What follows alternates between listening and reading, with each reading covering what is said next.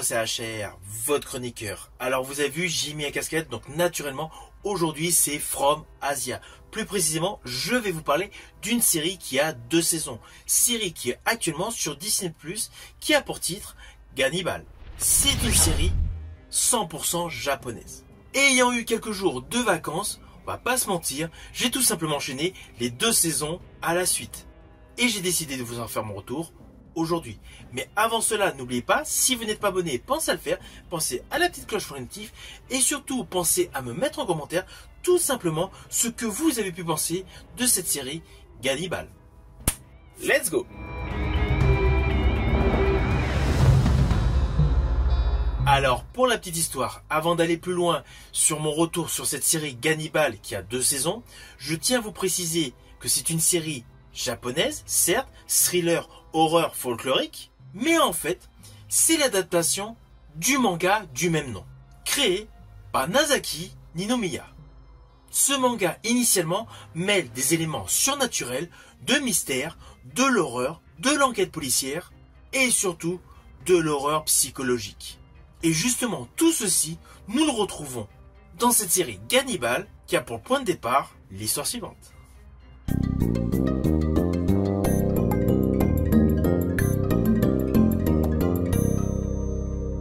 Alors naturellement, je vais vous faire de manière simplifiée. Au tout début de la série, nous découvrons un jeune policier qui se retrouve muté dans une région campagnarde à la suite de la disparition de son prédécesseur. Le jeune policier est marié et a une petite fille. Dans un premier temps, son installation se passe très bien, mais celui-ci se pose des questions sur l'environnement et surtout une certaine communauté vivant dans cette région campagnarde.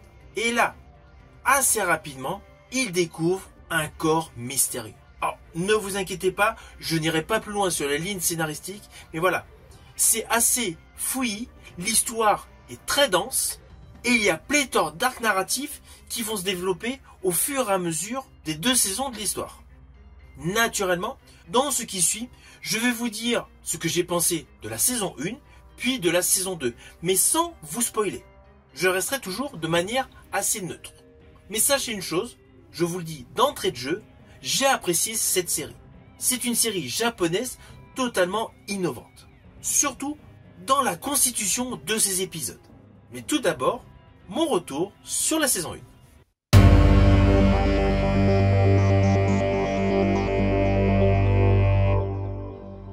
Alors la saison 1 a une atmosphère oppressante, angoissante. Le rythme est assez lent.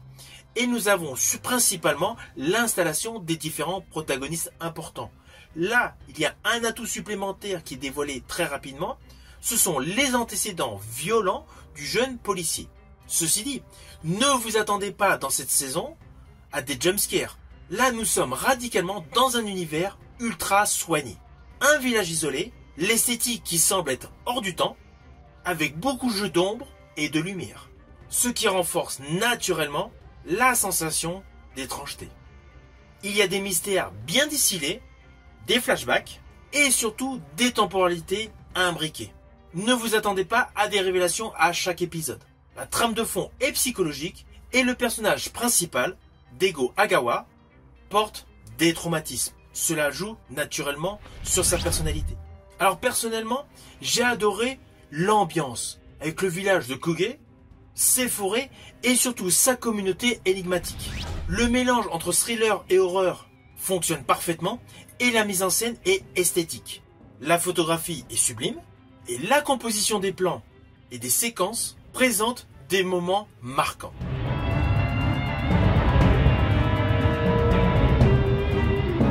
Alors forcément, vous doutez au titre Gannibal, il y a la notion de cannibalisme.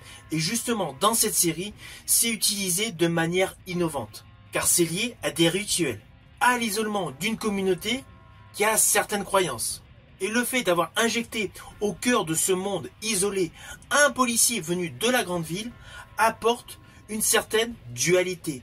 Il y a un côté antagoniste entre la famille du policier et la communauté. Ainsi, il n'y a pas que de l'horreur brute. Parce que qui dit cannibalisme dit horreur brute. Eh bien non. Ne vous attendez pas à quelque chose de survitaminé avec des scènes extrêmement horribles. Surtout pour la saison 1. Là, on est dans l'installation et surtout l'opposition des deux mondes. Et d'ailleurs, toute la saison 1 est plutôt relativement calme dans sa globalité. Et justement, la transition entre la saison 1 et la saison 2 est un moment de guerre. C'est d'ailleurs pour cela que l'épisode ouvrant la saison 2 a pour titre « Guerre ».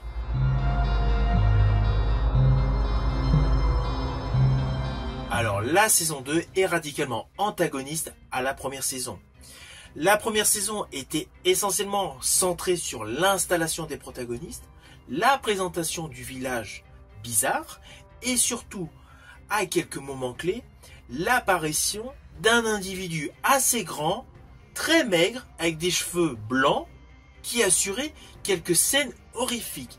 Mais cela restait une saison basée sur le mystère, le surnaturel et surtout la lenteur pour qu'on intègre pleinement l'histoire. La saison 2, quant à elle, débute directement par un épisode de guerre entre les campagnards et les forces de l'ordre. Alors, ne vous inquiétez pas, je n'irai pas plus loin sur les lignes scénaristiques. Je ne veux pas du tout vous spoiler. Mais sachez que la deuxième saison est survitaminée. Il y a toute une partie de cette deuxième saison qui est axée sur l'action et la violence. Il y a des scènes extrêmement gore, des scènes extrêmement trash et surtout des personnes qui se croient au-dessus des lois. À cela s'ajoute davantage de détails sur le cannibalisme avec des flashbacks pour nous préciser l'origine story de ce fameux village. Alors tout ce qui est flashback est une pure réussite. Autant dans la première saison, il y avait quelques flashbacks, mais cela restait restreint. Là, dans cette deuxième saison, il y a un moment où un individu raconte sa jeunesse. Donc là, le flashback prend pratiquement tout l'épisode. Et en dehors de celui-ci, il y en a d'autres. Mais ce sont des flashbacks qui nous expliquent toute l'origine story du cannibalisme dans ce village. Avec notamment ce qu'il advient des enfants. Des enfants qui deviennent l'axe central de cette saison 2. Alors le côté suspense, il y en a moins. On va pas se mentir. Cette saison 2, on est au courant de tout. On sait tout ce qui s'est passé dans la saison 1. Donc naturellement, nous savons qui sont les gentils, nous savons qui sont les méchants. Et nous connaissons tous les traîtres. Du coup, cette saison 2 a voulu innover sur le côté de la rythmique, qui est beaucoup plus axée sur la violence, l'action, et surtout sur l'origine story, qui apporte une sorte de logique aux éléments de cannibalisme. Cela n'empêche pas que sur la globalité de la série, il y avait des éléments extrêmement effrayants. Je pense notamment à un des personnages qui se confie au policier, qui avait été mordu, qui avait été mangé en partie lorsqu'il était jeune. Donc ce côté-là, il existe dans les deux saisons. Mais cela n'empêche pas que cette deuxième saison va radicalement étonner tous les amateurs de la lenteur de la première saison. C'est ce qui peut paraître comme un bémol. Moi perso, j'ai apprécié. On change de rythmique, on change de type de narration, ce qui fait une véritable suite, pas le remake de la saison 1. Donc selon moi, c'est une plus-value. Alors au final, naturellement, j'estime que cette série Gannibal disponible sur Disney+, est une excellente série japonaise. Elle apporte radicalement quelque chose de nouveau dans le paysage horrifique en termes de série. Il y a certes des défauts ici et là, des moments qui peuvent paraître un peu lents, des moments où l'action est trop survitaminée, des personnages secondaires qui semblent être oubliés. Mais dans sa globalité, c'est une bonne série japonaise qui gagne à être connue. Et je rajouterai qu'elle plaira à tous les aficionados de thrillers atmosphère horrifique au cœur d'une communauté isolée.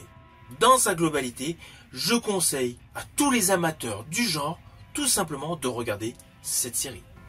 Si vous la voyez ou si vous l'avez vue, n'hésitez surtout pas à venir ou revenir sur ma chaîne tout simplement pour me mettre en commentaire ce que vous en avez pensé. Je vous dis à bientôt pour une prochaine vidéo.